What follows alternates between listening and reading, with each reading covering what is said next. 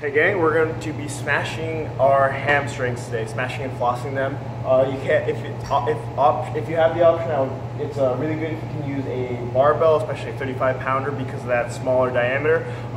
If you don't have a barbell handy, if you're not at a gym, you're at home, you can use a box, you can use a chair, and you'll need a peanut or a beer bottle. But let's talk about stuff first. Let's talk about the barbell first. So what you want to do is you want to set it up about a little bit between hip and knee height, so that what you do is you just step over and get that leg draped over it. You'll see that my thigh is pretty parallel to the ground, and what I'm doing is I'm letting my butt sag. I'm being soft in this bottom leg, and so that my knee comes up, and what I'm going to do is I'm going to press that knee down as a lever, so that the barbell is the fulcrum, and my femur is the whole big lever, and I'm pressing down to get a little bit more spice in there. I'm going internal, I'm going external, I'm flossing around left and right with my heel. Make sure that heel is moving all the time as you floss around, and you flex and extend the knee. You want to breathe, no bad milk faces, remember. And so what you want to do is you want to sort of work either from the hip to the knee or from the knee to the hip. You'll notice that there's a lot of junk right underneath that kneecap.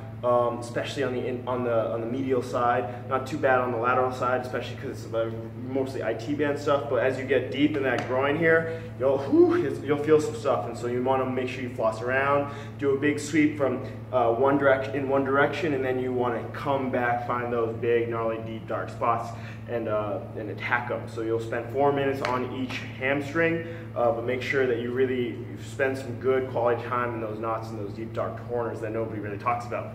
If you don't have that barbell handy, you can use a peanut, or you can use a beer bottle, whatever you have handy, really. But if you don't have a peanut, I highly recommend making one. There's a video talking about how to make a peanut. What you'll need is you'll just kind of put it down, and you'll notice that it's basically the same positioning, but instead of having my leg back draped, I'm just trying to sit my butt down, and so I'm sitting my butt down, my knee comes up, and same thing, I'm turning my femur into a big lever, and that peanut is the fulcrum. And the same big points of performance here, flossing left and right, extending that knee, and working from your hip to the knee or the knee to the hip, and you want to move your body to make sure you're hitting all of the surfaces of that hamstring. There's a lot of stuff there, so you make sure you hit it all the way through. And same basic function if you only have a beer bottle. Hopefully you get a good one that isn't going to snap on you. Don't put too much pressure on that because it's a beer bottle. So, but it does the same function. You can use an Algene if you got that handy. Whatever's a nice little cylindrical surface that can take a little bit of a beating. Those are some good options for some hamstring smashing. Enjoy. It's going to be 4 minutes of trying not to make a bad face.